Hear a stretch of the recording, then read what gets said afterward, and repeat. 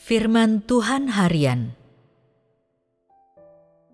Pekerjaan yang dilakukan Tuhan tidak merepresentasikan pengalaman dagingnya.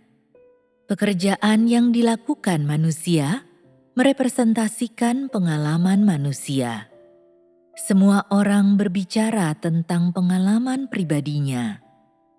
Tuhan dapat secara langsung mengungkapkan kebenaran, sedangkan manusia hanya dapat mengungkapkan hal yang berhubungan dengan pengalamannya akan kebenaran.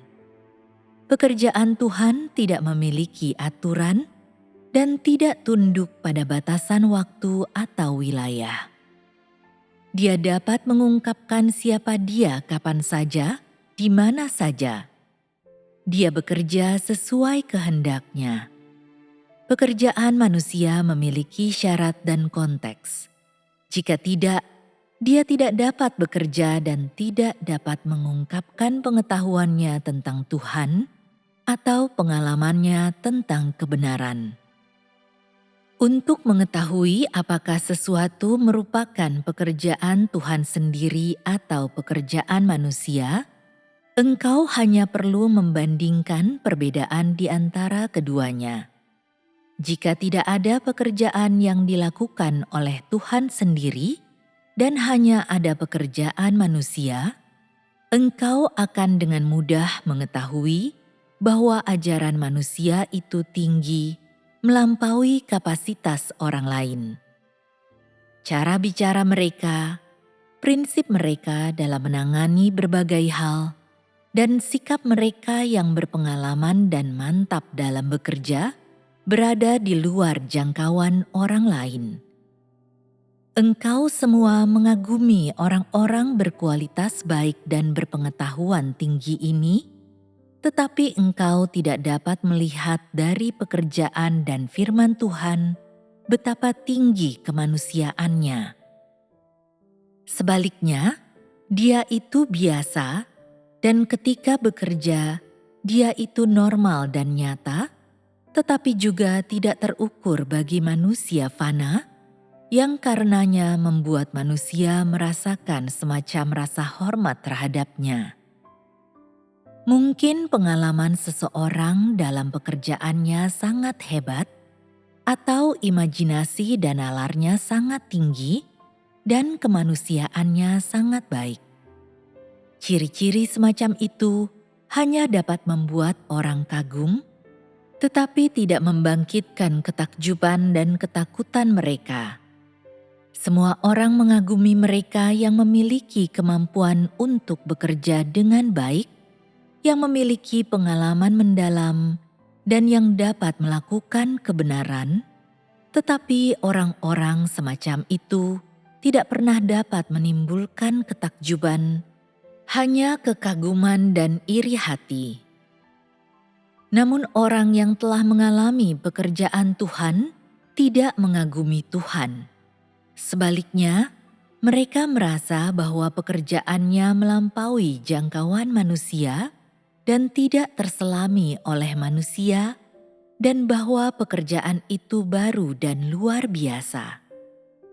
Ketika manusia mengalami pekerjaan Tuhan, pengetahuan pertama mereka tentang Dia adalah bahwa Dia tidak terselami, bijaksana dan luar biasa, dan mereka secara tidak sadar menghormatinya dan merasakan misteri pekerjaan yang Dia lakukan, yang melampaui jangkauan pikiran manusia. Orang hanya ingin dapat memenuhi tuntutannya, memuaskan keinginannya.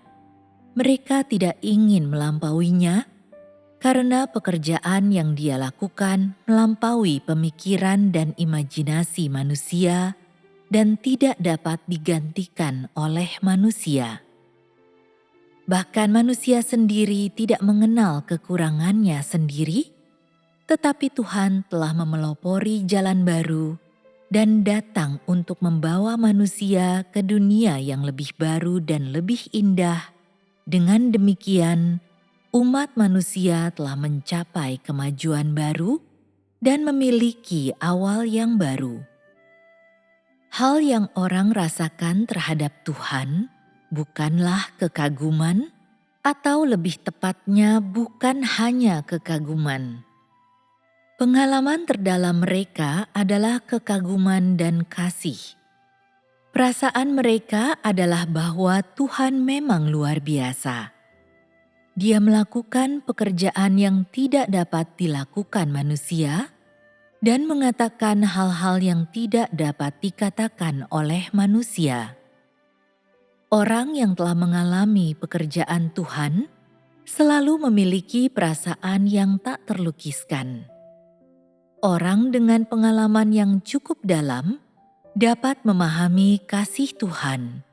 Mereka mampu merasakan keindahannya, merasa bahwa pekerjaannya sangat bijaksana, begitu luar biasa, dan dengan demikian menghasilkan kekuatan yang tak terbatas di antara mereka. Itu bukan rasa takut atau kasih dan rasa hormat sesekali, tetapi perasaan mendalam akan belas kasih dan toleransi Tuhan terhadap manusia. Namun orang yang telah mengalami hajaran dan penghakimannya merasakan kemegahannya dan bahwa dia tidak menoleransi pelanggaran. Bahkan orang yang telah mengalami banyak pekerjaannya juga tidak mampu menyelaminya. Semua orang yang benar-benar menghormatinya tahu bahwa pekerjaannya tidak sejalan dengan gagasan manusia, melainkan selalu bertentangan dengan gagasan mereka. Dia tidak membutuhkan manusia untuk mengaguminya sepenuhnya atau tampak tunduk kepadanya, melainkan mereka harus mencapai rasa hormat sejati dan ketundukan sejati.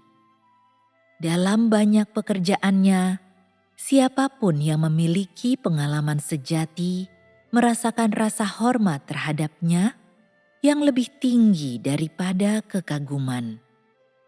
Manusia telah melihat wataknya karena pekerjaan hajaran dan penghakimannya, dan karena itu mereka menghormatinya di dalam hati mereka. Tuhan itu harus dihormati dan ditaati karena keberadaan dan wataknya tidak sama dengan keberadaan dan watak makhluk ciptaan, serta berada di atas keberadaan dan watak makhluk ciptaan. Tuhan adalah pribadi yang keberadaannya tidak tergantung pada apapun dan kekal. Dia adalah pribadi yang tidak diciptakan, dan hanya Tuhanlah yang layak menerima rasa hormat dan ketaatan. Manusia tidak memenuhi syarat untuk ini. Jadi semua orang yang telah mengalami pekerjaannya dan benar-benar mengenalnya, merasakan rasa hormat terhadapnya. Namun mereka yang tidak melepaskan gagasan mereka tentang Dia, yaitu mereka yang tidak menganggap Dia sebagai Tuhan, tidak memiliki rasa hormat terhadapnya, dan meskipun mereka mengikutinya, mereka tidak ditaklukkan. Menurut penaturnya, mereka memang orang-orang yang tidak taat.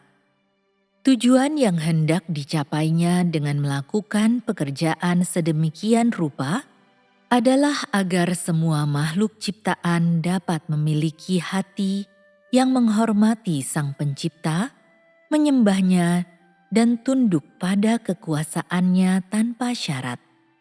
Inilah hasil akhir yang ingin dicapai oleh seluruh pekerjaannya.